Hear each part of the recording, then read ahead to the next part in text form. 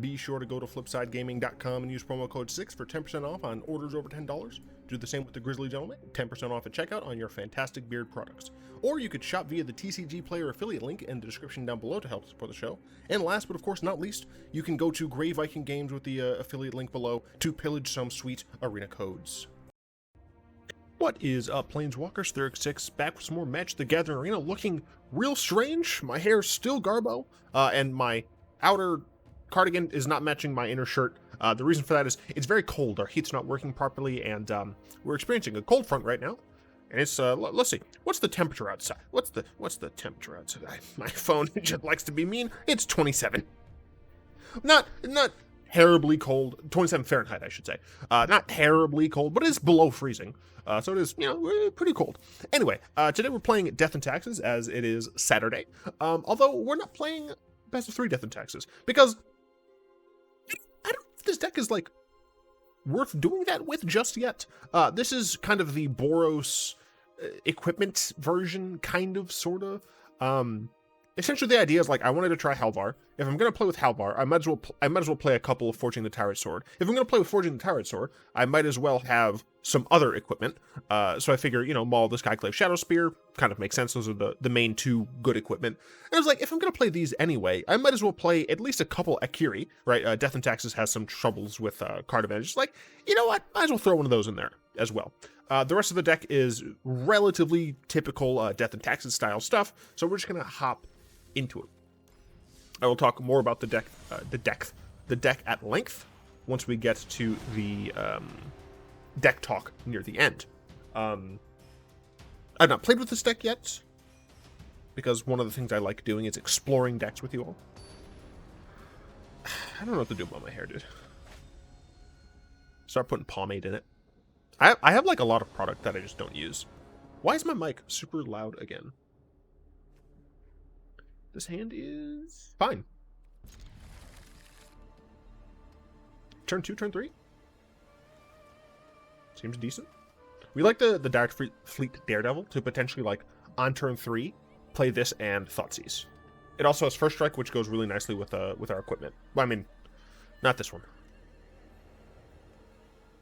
Oh, are we still waiting on our opponent? Okay. Because that's with Shadowspear, and then Halvar. I can't actually see the back off. So we're just gonna play Turn 1 Mountain. Don't need to tip our hand too much. Plans. Alright. Alrighty. Nice to see.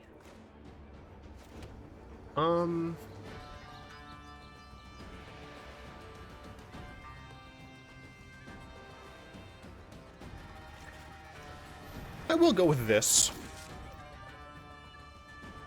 They could be playing the Boggles deck. Why? Why, though? Like, you have to deliberately do this.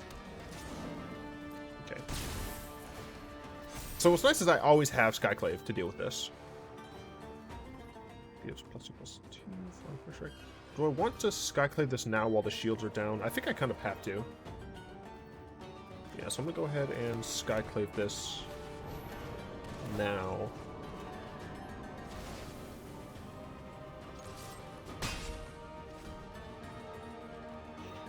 Next time we just Maul, potentially. Why? Why have you done this? This is deliberate. My opponent knew they were going to play against me, so they're tilting me on purpose. How could they? Scoundrels. Demons. Monsters. It's a Johnny's Pride meet. 1 point X. I don't... Sure. Oh, look, it's Halvar. Well, I don't have the mana for it. Yeah, unfortunately, I think the correct decision here is play this, kill this while I can. And that's... I will say that's one of the big reasons I really like the red version. Is that not only do we have Skyclave Apparition, we just happen to have Bonecrusher Giant as well. Like, this card is great. I love this card.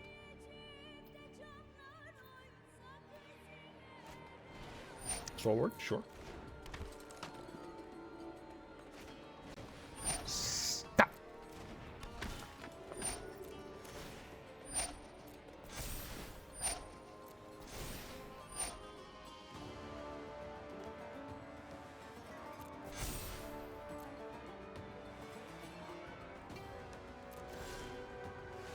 Well, that's a little late.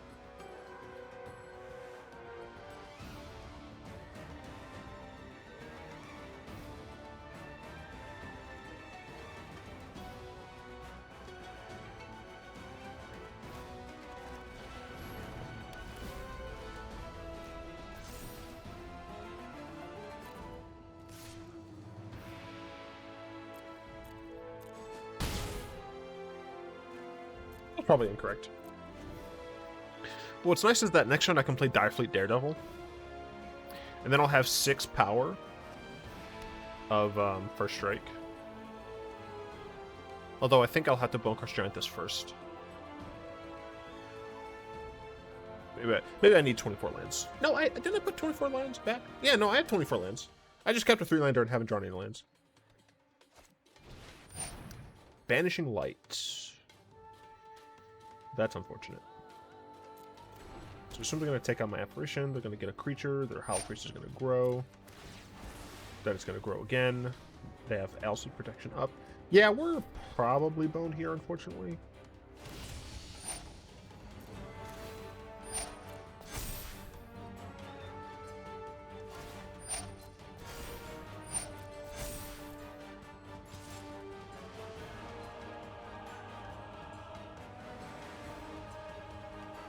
We take 5.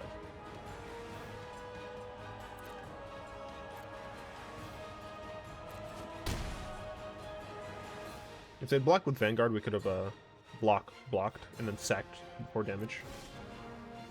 Okay, I mean, this is cool and all, but it's a little slow. Unfortunately, pretty much everything we do here is a little slow. We would need exactly another Skyclave Apparition. So maybe I just play to that.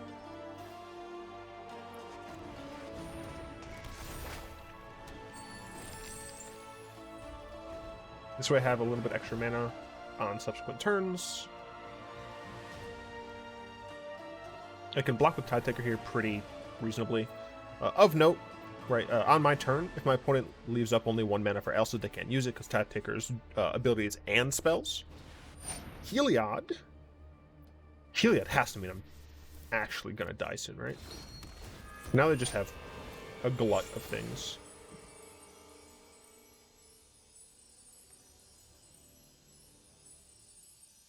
You tend not to like growing creature decks when you're playing Death and Taxes.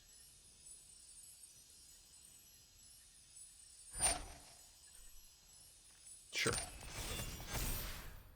Now they can attack with that and not have to trade. They should probably give this to Vanguard.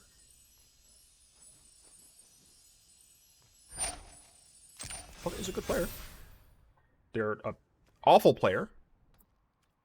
They are a good player. Yep.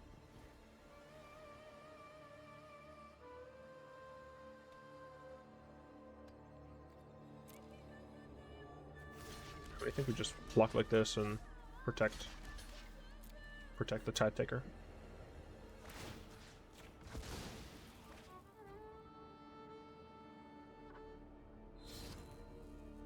Notably, if we draw Skyclave, we still can get rid of this. Okay, we didn't. We do have mana, which is nice. We could Bone Crush this. We could just cast Halvar. Not exactly great.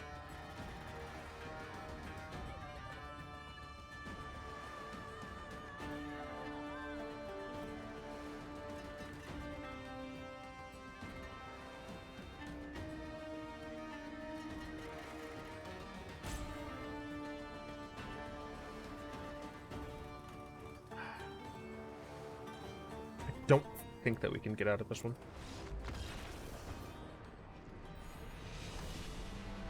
We needed that additional land, like, way sooner than that. Also, I probably have too many 3-ofs and 2-ofs in this deck.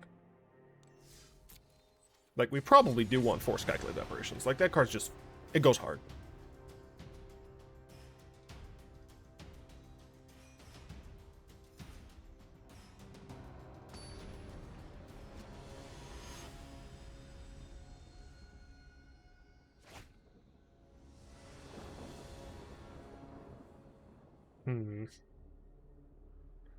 Against a Luris deck. I'd rather not mulligan. Yeah, I think unfortunately this deck is probably just not linear enough to, to be a best of one deck. Ooh! Something to do on turn 1. Wait, what?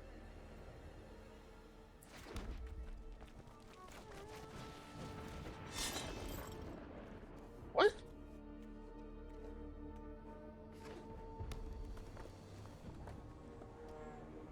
Boros Luris? It's Feather? No, it can't be Feather. Feather's 3. What is this? I'm so very confused.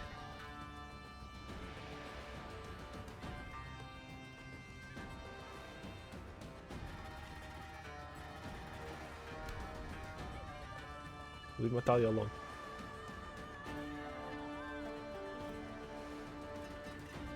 Leave her alone!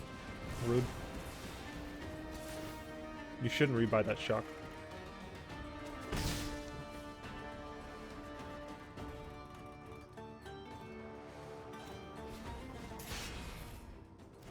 Okay, we still don't really know what his deck is. Oh man, I would have loved a Selfless Savior.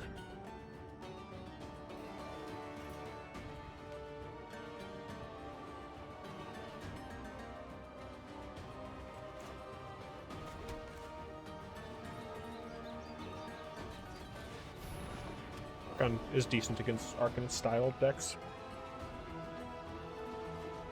Provided it lives, of course.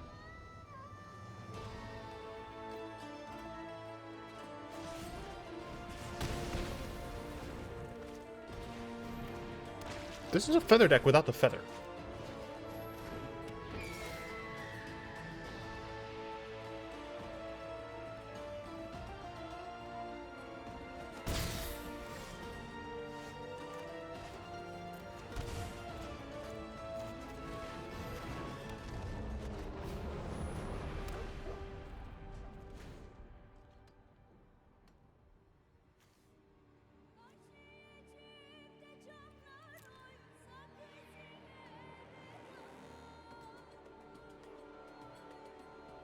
Interesting. We have blocks here. Okay.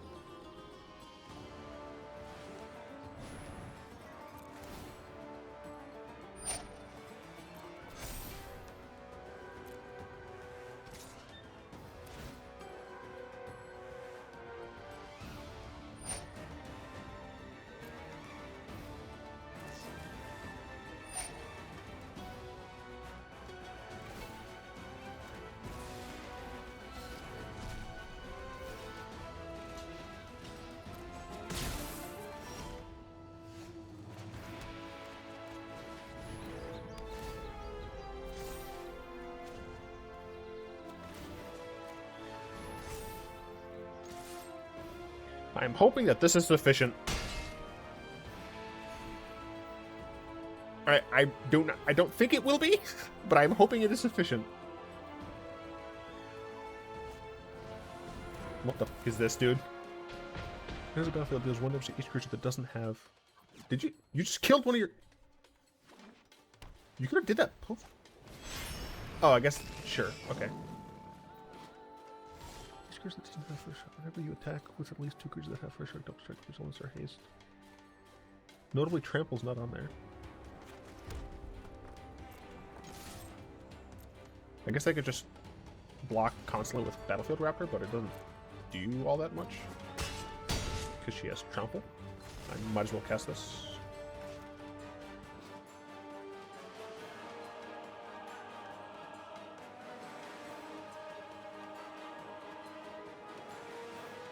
With at least 2 creatures that have first strike, double strike, vigilance, and or haste.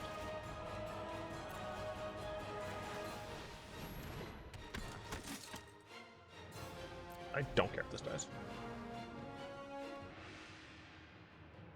Assume they play this. Start growing this more until this is able to attack through this. Yeah. Oh, I guess maybe he could. I mean, I'd block here. So I guess they're gonna get... Oh, I guess if they get Reckless Rage... No, okay, they do that. I still block here. Oh, that's pretty decent for me. Oh, this is first strike. I totally forgot about that. Goodbye. Another Savior is fine here.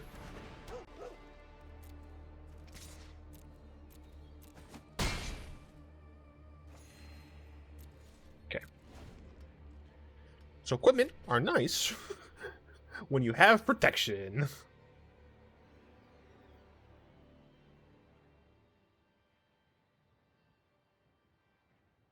They can't even attack with Luris because Reidane has vigilance. So she can block the Luris. Arcanist comes back. Sure. Make Luris bigger. That's fine, because I have first strike and vigilance. Okay.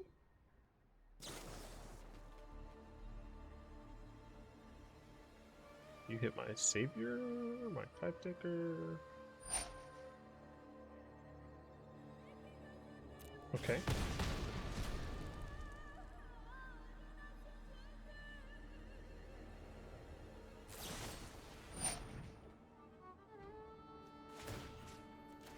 Sure.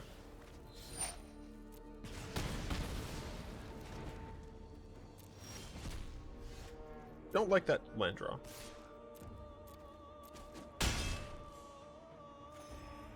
But yeah, this should be a one game.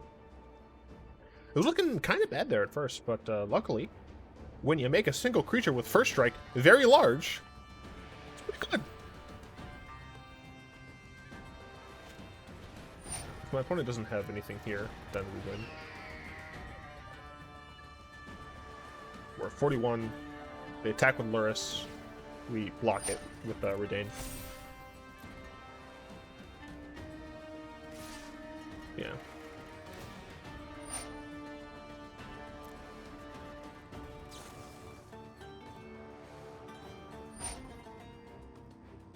Do they have another?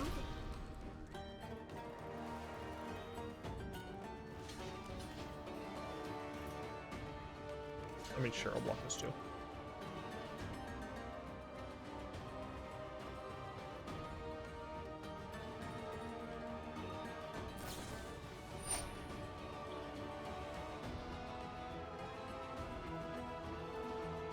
So they're going to gain 6 life here.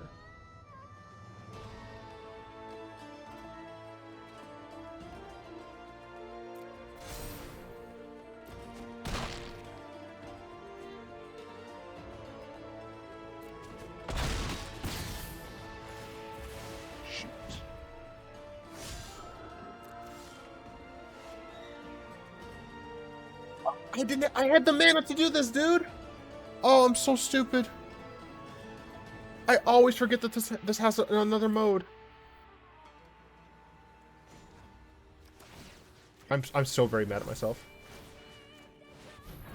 I'm so very mad at myself. I totally forgot.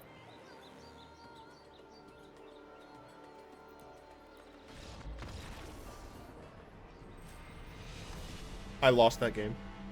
My opponent didn't win that game. I lost that game, dude. I cannot believe.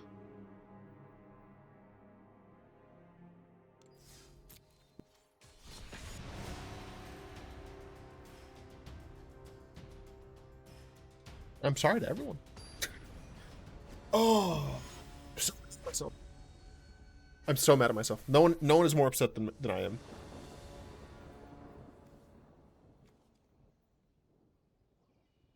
One, 2, 3, probably.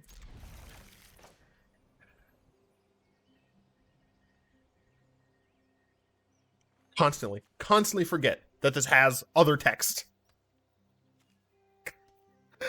No. Why have I done this to myself?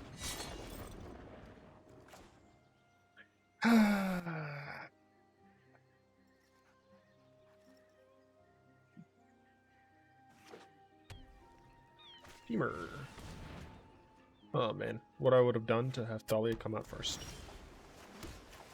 I don't need all these extra lands. Just by the way.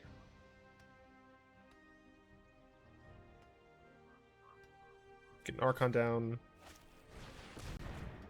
Okay. Oh, they missed a land drop. That's pretty good for us, actually. Since now we have more taxation on them.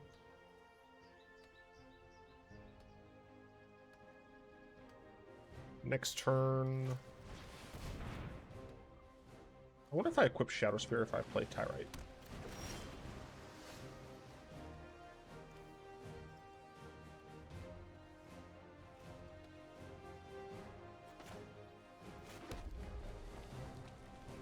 Halvar. I could play Halvar into play Akiri, equip Shadowspear.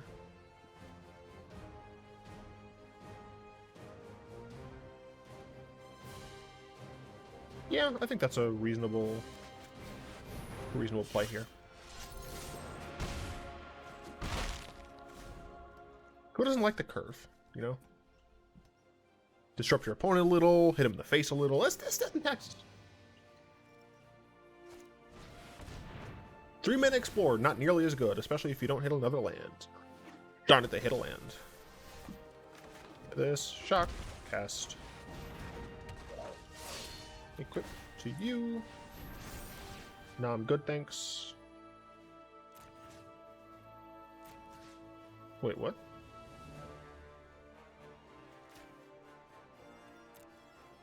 Sure, alright. Draw a card. And our opponent's at 2.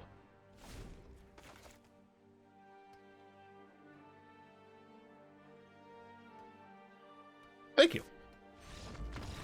We did it! We won a game! So that's how the deck is supposed to go. So we definitely lost that first game. We should have won that second game. We definitely won that third game. So overall, I'll give myself a 50%. I still am in shock. And not the burn spell. Okay. Let's get to the deck talk, shall we? We only played 3 games, but I was still able to kind of get a feeling for how the deck plays. I like it.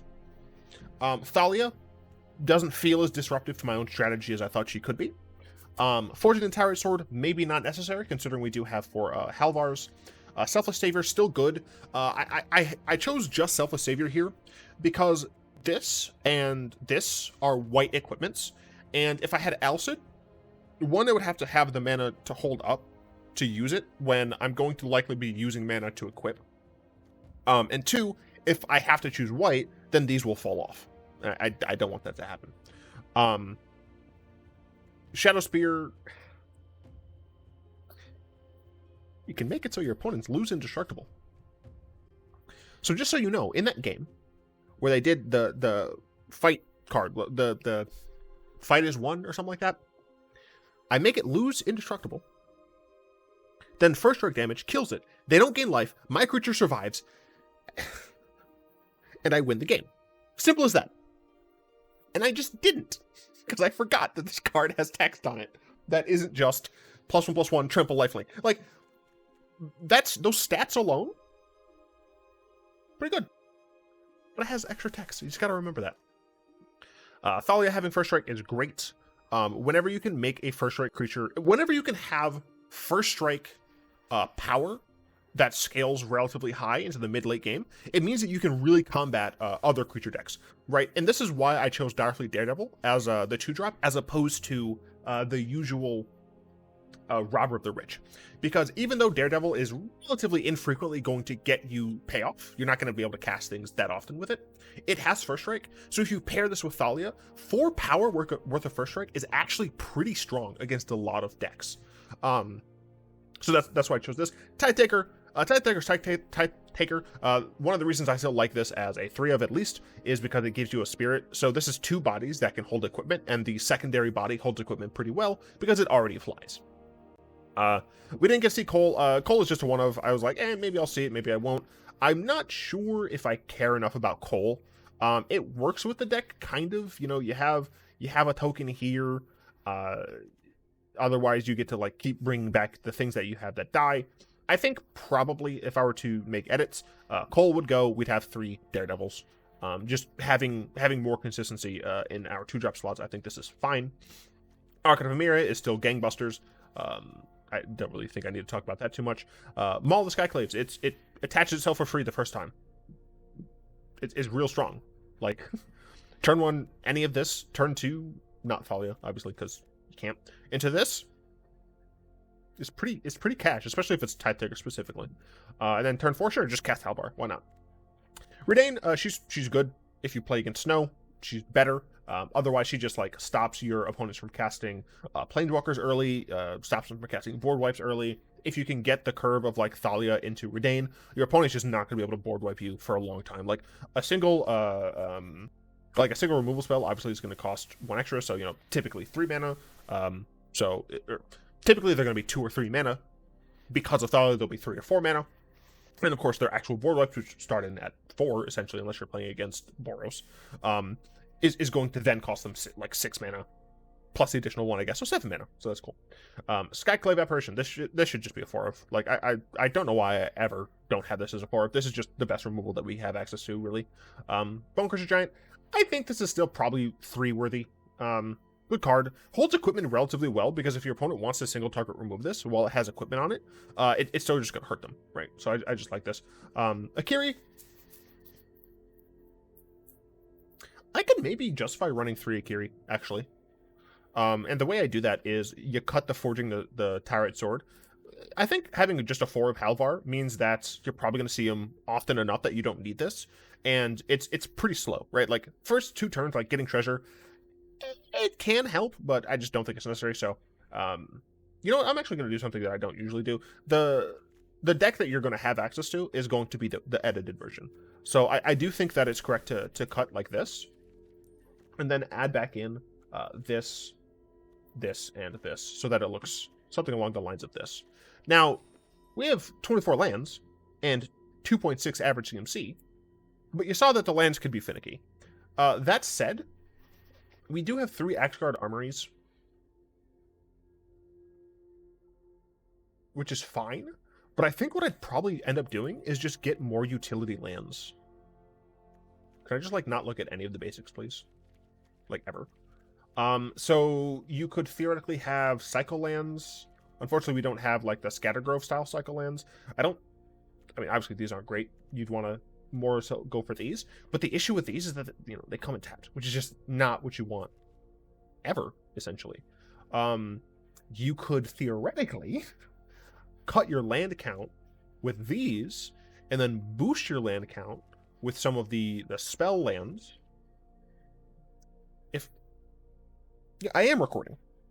Shut up. Anyway, if you were to do that, my main candidates would be Shelter,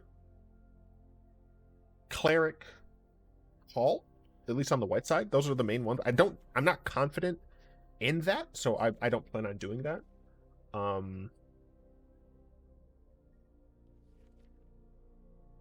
Then for red, Awakening,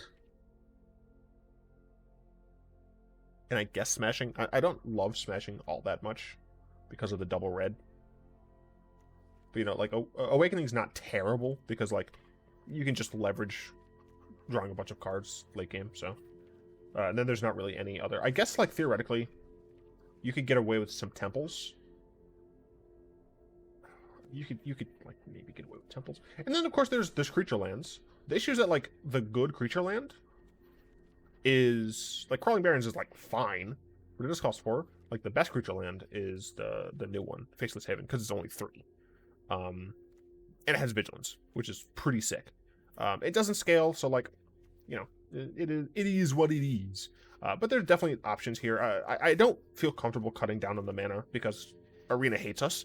But I think that the lands have room to have a little bit more utility. Not a ton of colorless utility, right? 3 Skyclave or four main deck Skyclave Apparitions mean you really want to maximize your white sources. Although, let's see. 1, 2, 3, 4. That's 16, 17, 18, 19. So you can essentially cut like one white producing land. Yeah, because you want 18 18 white sources in order to play this consistently on turn 3. I like it. I think it's good enough where I could hop in and make a sideboard for it at some point. But for right now, that's the end of the video. I'd like to say that I have a P.O. box. Feel free to send me things. Thanks to the patrons, Fogwin, Malik, Balater. Continue support. Join them below. Also, just like, comment, subscribe. That stuff really does help with the show. And of course, until next time, all will be one. Also, feel free to just roast me in the comment section about that play, dude. Just burn me. Just burn me alive, dude. Ugh.